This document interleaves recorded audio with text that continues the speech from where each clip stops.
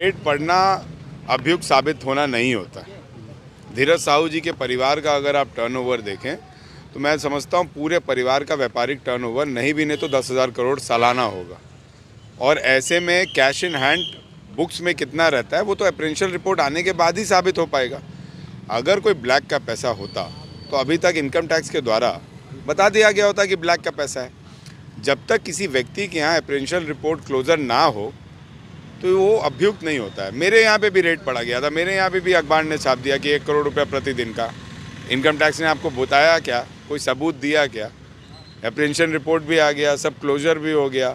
मेरे यहाँ तो ऐसा कुछ नहीं हुआ।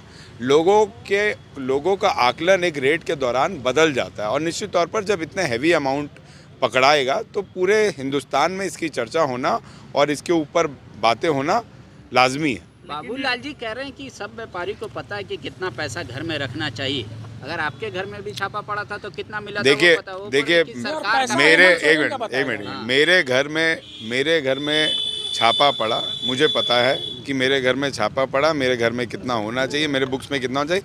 मैं व्यापारी नहीं हूँ, धीरज साहू जी एक व्यापारी हैं और उनका परिवार व्यापारी है। और आज से नहीं, जब हिंदुस्तान आज़ाद हुआ था तो उन्होंने उस समय कितना सोना और 49 लाख रुपया उस समय सरकार को दान किया था हुकुमनामा के साथ। तो आप उसका इंटरेस्ट रेट लगा लीजिएगा तो आज 500 करोड़ से ऊपर वो रेट चले जाएगा। उसी का इंटरेस्ट रेट लगा लिए।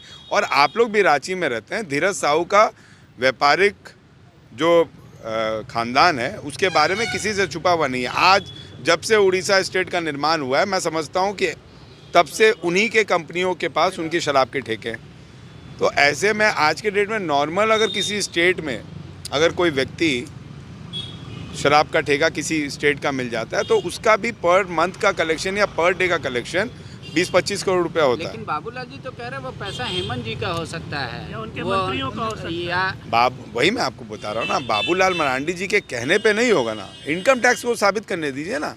आप बाबूलाल मरांडी जी इनकम टैक्स अधिकारी थोड़ी है या फिर उनकी डिप्टेशन हो गई है इनकम टैक्स में, तो बता दीजिए। बाबूलाल मरांडी जी के कहने पे हम लोग निश्चित तौर पर मैं बोल रहा हूँ ना कि जब इतने बड़े अमाउंट का अगर कहीं से मिलना होगा तो प्रधानमंत्री क्या हिंदुस्तान का एक एक आदमी ट्वीट करेगा।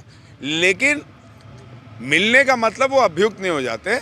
जिस दिन इनकम टैक्स ये साबित कर देगी कि धीरज साहू जी के यहाँ जो नगद बरामद हुआ है वो इलीगल है, उस दिन आप क्या, मैं भी उन पे सवाल खड़ा करूंगा, मैं भी उनके ऊपर बोलूंगा। जी, कांग्रेस ने किनारा क्यों कर लिया? किसने बोला कांग्रेस ने किनारा कर लिया? कांग्रेस का एक विधायक खड़ा होकर धीरज साहू के लिए बोल रहा है।